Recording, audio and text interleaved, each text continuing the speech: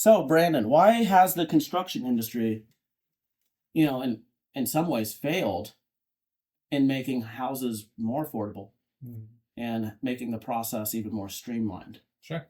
Why is that out of all the industries? Yeah. It seems like construction has failed to evolve.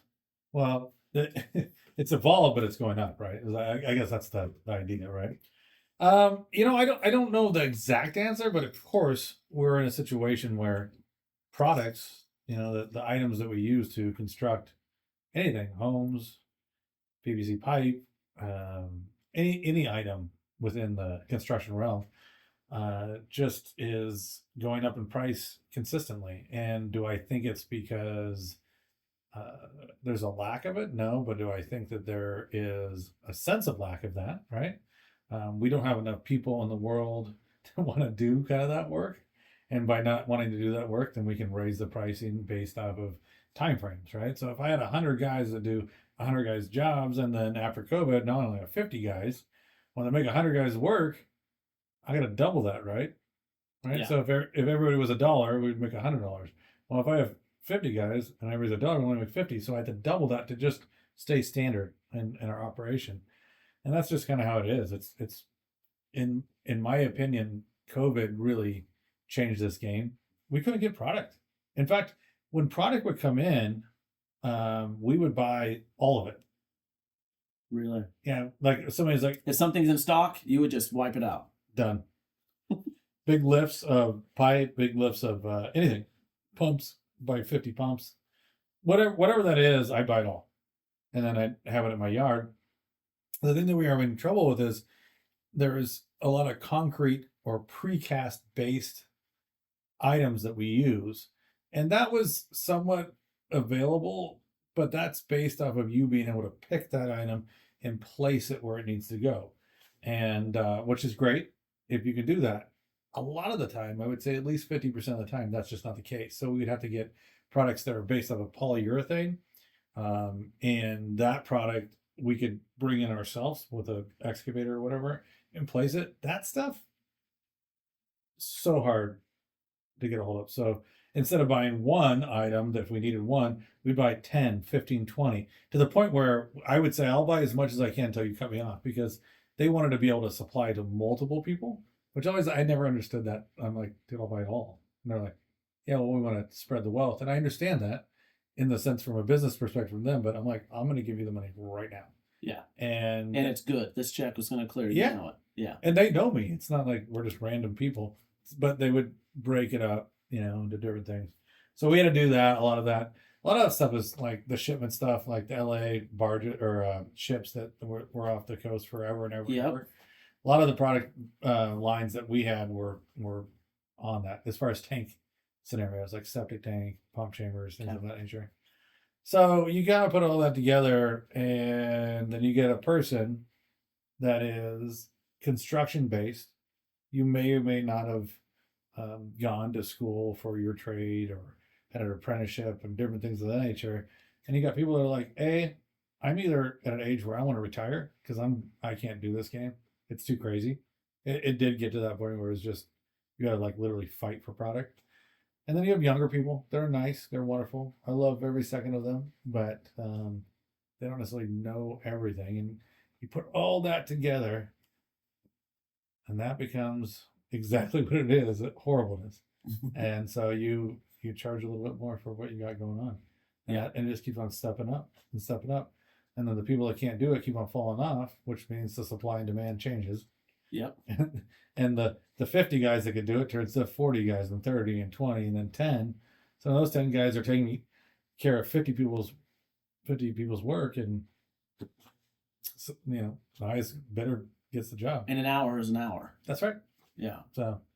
So anyways, there isn't like a magic here. It just, would you say there's a direct relationship between the cost of a home and the quality of a builder? Because the quality of builders are going down, so it takes a lot longer to build a home, hence raising the price. Sure. So there's definitely that thought process that I work, and I don't do a lot of site prep anymore, and it's by choice.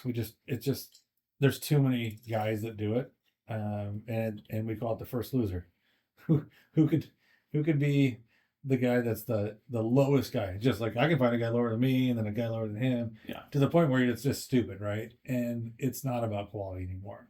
It used to be. It's not. It's about bottom dollar. And that's based off the education your customer has, right? So if they call me and we go out and have a conversation, I meet every customer. There's no over the phone. I mean, we can talk on the phone, but I have to meet you on your site. You have to have, first of all, you have to have land. You have to own it. Yeah. Like I don't go out and do feasibility stuff because it's not worth my time. Yeah. So we go out there, you own your land. Is it because it doesn't pan out eventually, or Yeah, there's like- too many hoops to jump through? Well, it's not that the customer. Example. Ring. Brandon, I have a piece of property I'm buying for $1 in this location. We're right now we're in a 30-day feasibility, and I've accepted my offer. I want to see if this is feasible for me to do it financially. That's all. It's all financial. Okay. Or it could be, there's other things, but we'll just stay with that.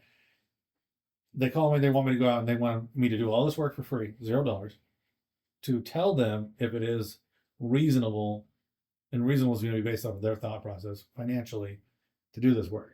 After we're done, it's either yes, it is, or no, it's not. If no, it's not, all my work's for nothing. If yes, it is, now I still have to compete to even get the job because they're going to have 3 people, and I'm just not going to do that work. It's foolish. So you don't want to be the first loser. That's right. That's right. So, yeah, I don't do a lot of that anymore. I do it for friends and family, and we always have one going on. It's just not. I don't do it to really kill it. I do it we make a couple bucks. It's not really a game changer, but we get to provide a service. That seems like the type of work you would need to do to get your name out there. Yeah. You're pretty established. Well, we're a little established, and I think that if you're going to get your name out there, that would be the worst world to get your name out there. Because you're the first guy in, the last guy to leave. It's a long process. Nothing that you do looks good in the sense that you can grade out dirt. It's not like you're building this, like you're not like, man, that bathroom looks beautiful. You're like, I just move some dirt over here, right? Weather is going to dictate the success of where we're at. We're not going to ever fail, but there's going to be levels of success. Yeah. Right? There's like entry level where you're like, okay, the dirt's kind of where it's at. There's a little bit better where you're like, okay, it's kind of smoothed out. And then we get to a level where it's like, it's perfect, right? Well, in July, I can get perfect. August, I can get perfect. In December, I can't get perfect, dude. Like, I don't care who you are. Yeah. We can get in the ballpark of livable. We can get in the ballpark of, hey, this isn't going to be forever. But I can't get perfect. I just can't. Yeah. So I say this to people, and it's interesting how many people, I'd say 9 out of 10 people, even though I'm saying to them, you're not going to remember this, but that's why I'm saying this to you like this right now. I even sent them an email afterwards. And they go, hey, man, it's really muddy. And I say, yeah, dude, I know. Rain, dirt, mud. There's an equal sign in there. You're not trying to pass the buck no. or displace accountability. You're just saying, hey, manage your expectations because it rains here and I'm working with dirt. Sure. Might take a little bit more rock. It might take a little more time. But just tell you what, I'm going to show you the proof that it does. Like, it's not like they sometimes there's a weird thing where they're like, I don't know if I believe in you. You're like, well, I have the slip. Like, weird. This isn't some just random upcharge because I think I can get away with it. Or let's not do it. Yeah. That's okay. Like, I don't have to do it. It's not a factor for me. I'm just trying to make this easier for you. Yeah. And it's hard because it's a loan based typically. 90% of it's like loan based. Like, I got a loan, I got a budget for this. And if we go outside that budget, it takes money away from someone else. And I get it. It's frustrating for us too. Like, we would love to hit home runs all day. Yeah. And it is what it is. That's why I kind of try to get out. When we first started doing this, I would say that's almost all we did. Really? Yeah. It just too many people that were like not realistic. Or it's funny when you go, hey, listen, we're going to start this day and you're going to need this day. So you need to call me and make sure that I know when your concrete is coming. I know your foundation is being poured to do that. And they call me the day of, hey, can you get here tomorrow? I'm like, no, I'm 30 days out. That's why we did that conversation. Yeah. So it's like I don't know if it's a misunderstanding. There's a lack of knowledge. And you're only as good as the builder. So the higher end builders in this area are very, very good at their scheduling. They understand what's going on, how it's going on. And those guys are a breath of fresh air. Guys that are younger, man, it's rough, and we try everything we can to keep face with everybody. But Would you say the younger construction workers and future business owners, do they kind of mess the market up in a way sure, because they lead people on with false expectations? They are speaking outside of their, their maybe, level of proficiency. yeah, So it's harder for you sure, because you have to correct what someone else has said now. mm-hmm. And then in the most respectable way possible Always, to say, always, hey, these people didn't actually know what they were doing, and it's crazy for them to tell you that it costs this much because they're not making any money. mm-hmm. Sorry that your feasibility said this. This is really what it is. Yeah, I've had to do that a handful of times, and it gets uncomfortable, especially because typically you're the referral from the builder. Like they when they come to you and they say, hey, I got this builder Joe Schmo, he referred you, and you go out there and you want to do the best you can for the customer, but also you want to keep that referral coming, right? So what we found that was the biggest problem is that we were taking these hits. So we bid this whole thing, right? And this is months, maybe even a year before they actually broke ground, because they go through permitting and all that stuff. Yeah. And then it would change because I only know what I know. I don't have a plan. We're kind of winging it within reason. There's some things that we know for sure are going to happen, but there's some question marks like on how much of those things, right? So when we get this plan back and they're like, yeah, let's sign contracts, let's keep on moving. You're like, oh wow, dude, like we didn't bid to do A, B, and C because we don't have a plan, right? Yeah. Well, now that's going to cost more money, and they're like, well, we don't have the budget because we already submitted your bid. That's a year old, and our contract, like anything we bid, is only good for 90 days. Actually, a lot of the stuff is only good for 3 days, but really, it depends on the. Well, during COVID, it was always 3 days because everything's so subject to volatile, change. dude. Yeah, things could double like by the next day. So the price of material could double. Is that what you're talking about? That's right. Yeah. Wow. Yeah, it happened a bunch because of scarcity. Yeah. Wow. The thought process of scarcity. The thought process of it. There you go. Yeah. Yeah. Okay. So, yeah. But so you're like, hey, I really can't do it for this anymore. It has to be this. It's hard. So do you truly believe that there was such a shortage on material that no, there wasn't. There was not. No, there's no way. People saw an opportunity. There was a shortage on manpower, but people saw an opportunity to price hike, and they did. Well, most of the stuff is factory, right? So it's automated. Like a lot of the stuff I use is automated. Like there isn't a guy making a pipe. Making PVC. He's like, this thing's going to turn out real well. Hold on. Almost to schedule 80. We're on schedule 79. Yeah. Yeah. I mean, you know what I'm saying? Like this is a machine, dude. Yeah. Yeah. So I think a lot of it is kind of BS. I mean, I do agree that there was a lot of different. I mean, you also have to get the truck driver to bring it to the port or whatever, and then the boat, the guy that to load it. So perhaps, maybe I don't know everything. It was a logistical nightmare across the board. I agree, but it just seems like I don't know. If you don't mind me asking, did you guys make money during the pandemic? Yeah, you did. Yeah, we did really well, and not a lot of people can say that, can they? I don't know. I don't know. But we did very well. It was, we were very lucky to be able to be deemed one of the needed, or I don't know what the exact wording is. Essential. Essential, yes. Yeah. You nailed it right in there. Essential people. So yeah, we worked like crazy. And a lot of the people that were our competition didn't. Yeah. And I don't. So what separated you from the competition, if you don't mind? I don't know. I know we're in a small town, so maybe not say any names, but I don't know. I think some of them just maybe just didn't go to work. I don't know. I don't know. We went. How about this? We went to work. You went to work, and we started grinding, and it turned out because the need was there. It was very much there. People have some money. People have some stimulus checks out. People want to fix shit. More there. Because if you think about what I do for a living, it's based off of residential applications of people living in their house. When there's more people living in their house, there's more deterioration of the house itself and the items that they use that are a part of that house, right? So as you have your house full for 2 years, 3 years, 4 years, when normally it was only, because there's 8 hours of sleep, 8 hours of work. Maybe there's 16 hours a day in there. Now there's 24 hours a day. Yeah. Whatever. So it went up 33% of more time that you're at the house. I'm guessing, just pure guess. And with that being said, yeah, there's going to be more wear and tear. Huh. I never thought of it like that. So increased occupancy. That's right. Increased deterioration. And So now your job is male and female highly needed. Thought that they could do something at their house that they've never done before. And I don't care what that is. I don't care if that's making sourdough or building that gazebo. And there's a lot of, oh man, I screwed up a couple things in the ground that I didn't even know was there.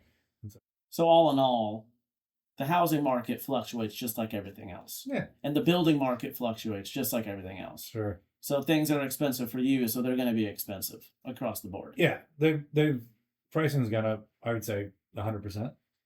Yeah.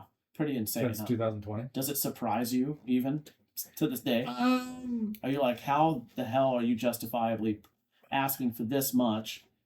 So, well, I'll tell you the truth on this is this. No, it doesn't surprise me. But what does concern me is that you have to pass that over to or onto a customer, right? And so when you pass something on to a customer, they either have it or they don't have it, or they just won't do it, regardless if they have it or not. Like, I'm just not going to pay that, right?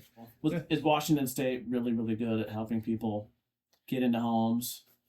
Well, not this area. I don't think get into homes. I think if you have an existing home, there is definitely some programs that allow you to kind of maintain what you have. Essential stuff, water, septic, sewer, things of that nature. But as far as affordability, I don't know where we're at on that one. And that's relative, But I do remember being younger, and I know everybody says this, it sounds like a broken record, and the prices were substantially different in a very small amount of time, right? Mm-hmm. So that's been kind of a difficult thought process. And I think that homes are more expensive now because there's a regulated ideas on how much land you need to have in order to build a home. I get it. There is a density thought process. You need a certain amount of land to build a certain square footage home. Completely makes sense. Totally get it. But there is 0 sense on, there's a rural Thurston County that probably can change that up a little bit to help out a lot of people. If you could pick one other state to just move your entire operation, family, and everything, if you could pick one place to just go, and you're doing exactly what you're doing now in another state, where would you choose? It's funny, and I'm glad that you asked that. So I would clearly, and I'm sure I would say Arizona. But here's the deal: in Arizona, so Amber and I were just viewing a home in Arizona, and the real estate agent had us on FaceTime. We're going through the house, doing different things, and part of his recommendations were, to do a general house inspection, a sewer scope, all these things that we would normally do anywhere. And I was like, yeah, no, we'll do that. And then he was like, he's been doing this for a long time. He says, here's what it's going to cost. And he told me this number. I don't even know if I'm going to say the number. And let's put it this way. When he told me the number, I thought he was joking. Okay. Why is that? Because it was so cheap. I was like, is that just for the sewer scope? And he's like, no, that's for all of it. And I was like, well, normally it's like $5,000 here. And where you're at, you're telling me it's $750? And he's like, yeah. And I'm like, oh, okay. And I don't know if it's 5,000 here, but it's thousands, right? Yeah. And it kind of depends on how much or how little, right? But I was laughing. I was like, you're really? Yeah, let's fucking do it. We ended up passing on the house. There was a couple other problems that we found, but this was just last night. So, nice. Yeah. And I was like, wow, this is interesting. But you don't get paid as much in Arizona because there's not as much regulation. See, it's a double-edged sword. I get paid a lot of money here because the regulation's so insane. The rules are so insane. The qualifiers just to get to a point where you can read the rule book is so insane in the state of Washington that you have to charge a certain amount of money to get there, right? Does this increase the quality of build? Yes or no? No. Why justify that? What's the reasoning? I don't know. I mean, we're in the state of Washington. We have a lot of ecology based land, right? So ecological stuff. We got waterfronts, we got wetlands, we got all this stuff that has a habitat that they want to live and then thrive, and that allows, I guess it's the whole circle of life type thought process. And I don't know where I stand. I mean, I stand firmly in like, yeah, let's protect things. Let's. I don't want things to die and all that stuff. But there is a point where it gets a little weird. I mean, California has a very similar. It's like it's Washington, Oregon, California, very similar guidelines and rules on a lot of stuff. Not everything. California has a different thing. Like you have to have a master license to do what I do. They have different testing abilities, but as far as like permitting abilities, it has a similar thought. And it's specifically the impact on the environment. That's right. Water quality. That's right. That type of thing. That's right. Department of Ecology. That's right. Okay. Yep. So they don't have a water runoff issue so much in Arizona. Not especially. Do you think it's maybe our ecosystem that kind of dictates that? Apart from the politics, but I agree. It's needed because there's a lot more. Completely agree. Okay. And so a lot of people in this area completely, and I guess maybe I might even be doing a 180, but I'm really not. They're upset by how many rules there are. And honestly, they are annoying. Like, I don't encourage them. I don't like them. It's, nobody likes rules. Oh, here's another hoop I need to jump through. Hooray! But it's the dictator on how much money I can make, how much work I can get, and how much, I don't know, validity that our company can have, right? So, like, we're valid based off of what we can do and jump through those hoops, complete it correctly, and then move on to the next job. And then not a lot of people can do that. Okay. I mean, I don't want to say not a lot of people. I haven't experienced a lot of people that can do that, want to do that, have that. Yeah, it's almost so much of a headache because a lot of these guys are very skilled at shoveling drain rock. That's right. So this isn't something that they really want to work with. They hit that shovel and they're like, I love it. Thank you. I'm a dirt worker. Yeah. But in Arizona, let's say I went down and tried to do what I do. Wow. It would be hard to make money. And it would be hard to convince people. There's a lot more competition, too. That I'm the right guy to pick because they're like, oh, there's no regulation. Yeah, where's the standard? There is no standard. I mean, there is a standard. Obviously, here a great example is shit rolls downhill. Yeah. We might want to put that pipe downhill, right? But there is going to be what's called a typical, meaning the city and it depends on if it was the city or county, but the city or county would have like, here's our Article 4, like Washington's called Article 4 for septic, right? For sewer, it's based city by city. It's called a typical or whatever, or WAC. For here it's WAC because it's Washington. But anyways, that's the acronym. Yeah. Oh, that's great. So so it's different. So yeah, there's gonna be a rule, but yeah, you probably are allowed to do it as a homeowner in Arizona, and some of the stuff you're allowed to do here. It's just not as much. Very few. Okay. Yeah. And so it's a different mentality. They want business. They want entrepreneurship. They want tax revenue. They want these things. And people doing stuff. And unfortunately here, they just don't want that. And you can say that they don't want that based on the legislation. Correct. Based on how hard it is to really move. Correct. Unencumbered by the federal government, state government, that's right, county, everything. Yeah, and this state is funded differently than most states, right? So like our state is funded. I mean, we're one of the highest tax states, the highest liquor tax, highest gas tax. I mean, this is just. It's top 10 on every tax bracket. If Washington, Oregon, and California, correct? Yeah, it's just this whole western seaboard. Pacifica. Yeah, Pacifica that's what they call those three states. Yeah. So yeah, they have the same idea. Unfortunately, California is borderline bankrupt all the time. It just doesn't work. I don't know. It just is what it is. But it's different. It's a different philosophy on a lot of stuff, dude. Yeah. So, I'm not for red states or blue states. I'm for progression towards the solution. Yeah. And it does appear that there is a fine line between what that is. And typically, if you can have that needle a little bit to the right, not all the way to the right, a little bit to the right, you're going to probably have a little bit more progress with still having some of the blue thought process in there, right? There's still going to be rules, regulations, but it can't be at the thought process of having a think tank that's just trying to figure out what can we do to more regulate. Yeah. Yeah. Regulations, but not at the detriment of destroying the human spirit to be creative humans and to actually build an enterprise. Correct. The fishing industry, honestly, I believe that it's overregulated now, but it was terribly underregulated in the 70s. Totally agree. There was probably a happy medium that was before I started fishing, but now we're at the point where it's just so regulated. It's extremes. It's extremes. Yeah. And those extremes only come with people that have power, right? And those people that have power, we have to regulate correctly. We have to put the right people in the right position. You know what my pop says about the fishing industry now? He says, Jacob, when I was fishing up in Alaska and catching crab, let me tell you, there was one man who would regulate, one guy who worked in the fishing game. Or, he would say there's one person in charge of managing that whole idea. And it was great. Predators were checked.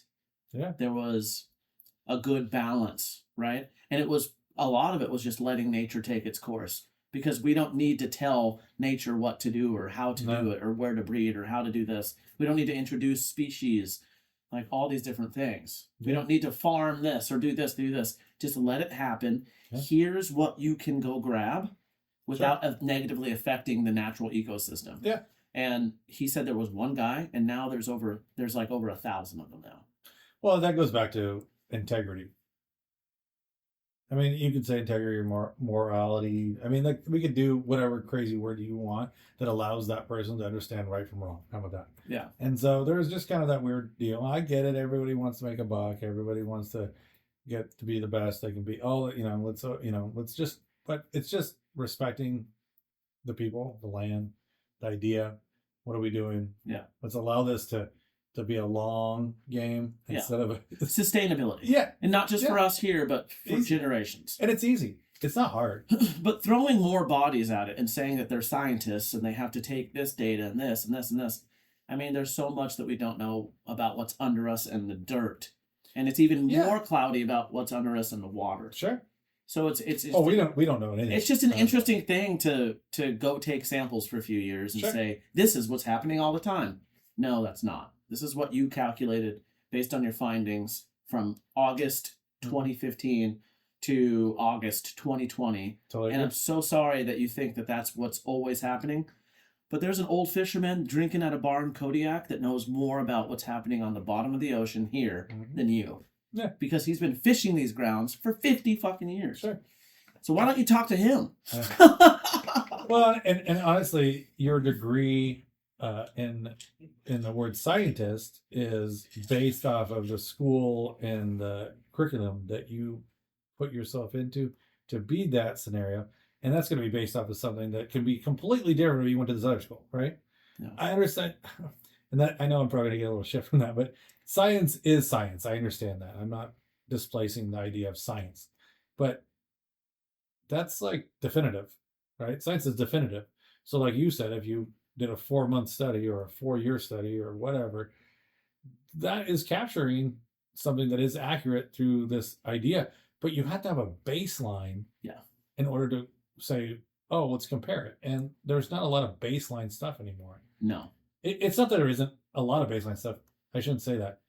The baseline stuff they're basing it off of isn't as accurate as we thought it was going to be. No. So.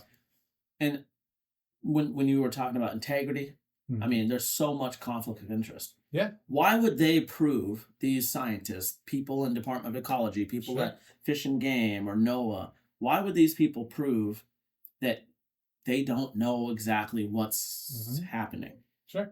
Yes, there needs to be someone who's paying attention, but do you need 500 people creating these weird regulations because of X, Y, Z? Sure. I mean, based off a theory. Based off of a theory, because this might greatly affect caterpillar society that's 10 miles down the river. Like, this might happen in 20 years. Well, if you think about it, so the reason why my family moved to Olympia is because the spotted owl. The spotted owls down in Grace Harbor. Yeah.